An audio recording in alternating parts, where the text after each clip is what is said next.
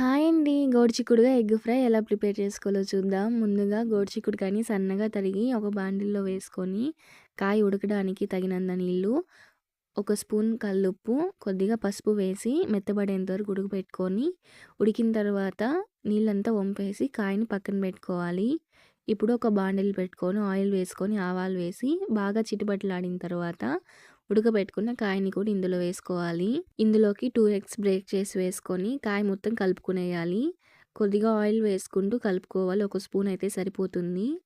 ఓపికగా కలుపుకున్నామంటే ఎగ్గు, చిక్కుడుగాయ 2 కలిసిపోయి పొడి పొడిగా వచ్చేస్తుంది. చాలా టేస్టీగా కూడా ఉంటుంది. కొద్దిగా సాల్ట్ అనేది యాడ్ చేసుకోవాలి. ఎందుకంటే ఎగ్గులో సాల్ట్ ఉండదు. లేకపోతే కొద్దిగానే వేసుకోవాలి. లేదంటే ఎక్కువైపోతుంది. బాగా కలుపుకున్న తర్వాత ఒక స్పూన్ కారం, లాస్ట్‌లో కొద్దిగా మిరియాలు వేసి కలుపుకొని దించేసుకుంటే గోరుచిక్కుడుగా ఎగ్ ఫ్రై అనేది రెడీ అయిపోతుంది.